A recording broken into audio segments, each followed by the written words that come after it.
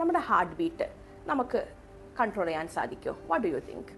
Yes, നമുക്ക് control ചെയ്യാൻ സാധിക്കുന്നതാണ്. April 7th വേൾഡ് ഹെൽത്ത് ഡേയോടനുബന്ധിച്ച് വേദ ഹാപ്പിനെസ് സെൻറ്ററിൽ ഉപയോഗിച്ച് വരുന്ന ഒരു മെഷീനിനെയാണ് നമ്മൾ പരിചയപ്പെടുത്താൻ പോകുന്നത്. EMG എന്ന് പറയും, electro myogram, bio feedback machine എന്നൊക്കെ പറയും. ഈ ഒരു മെഷീനിൽ ഇലക്ട്രോ മയോഗ്രാം ആണ്, മസിൽ ടെൻഷനാണ് ഇത് മെഷർ ചെയ്യുന്നുള്ളത്.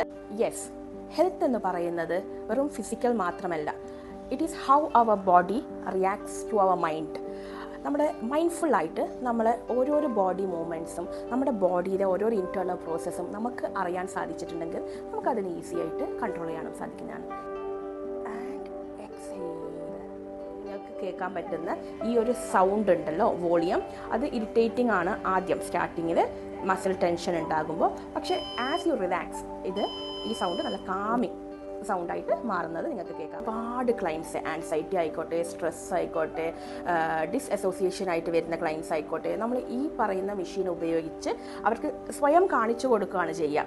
എന്താണ് നിങ്ങളുടെ ബോഡിയിൽ സംഭവിക്കുന്നത്, നമ്മൾ അറിയാതെ നമ്മുടെ അകത്ത് ടെൻഷൻ വരുമ്പോൾ നമ്മുടെ ബോഡി എങ്ങനെ റിയാക്ട് ചെയ്യുന്നു, അതുമൂലം നമ്മുടെ ടെൻഷൻ എങ്ങനെ കൂടുന്നു എന്നൊക്കെ ഉള്ളത് വളരെ മനോഹരമായിട്ട് ഈ കാണിക്കുന്ന ലൈറ്റ് പാനലിൽ നമുക്കിത് വ്യക്തമായി കാണാൻ സാധിക്കും. ഈ റെഡ് ലൈറ്റിൽ നിന്ന് പതുക്കെ യെല്ലോയിൽ നിന്ന് നമ്മൾ റിലാക്സ് ആകുമ്പം ഓരോരോ ബാറായിട്ട് ഗ്രീൻ ലൈറ്റുകൾ കത്തുകയും ചെയ്യുന്നതാണ്. സാധാരണ നമ്മളൊരു ടോക്ക് തെറാപ്പിനേക്കാളും കൂടുതൽ എഫക്റ്റീവായിട്ട് ഈ ഒരു ബയോ ഫീഡ്ബാക്ക് മെഷീനിൻ്റെ തെറാപ്പി ഹെൽപ്ഫുള്ളായിട്ട് കണ്ടുവരുന്നു.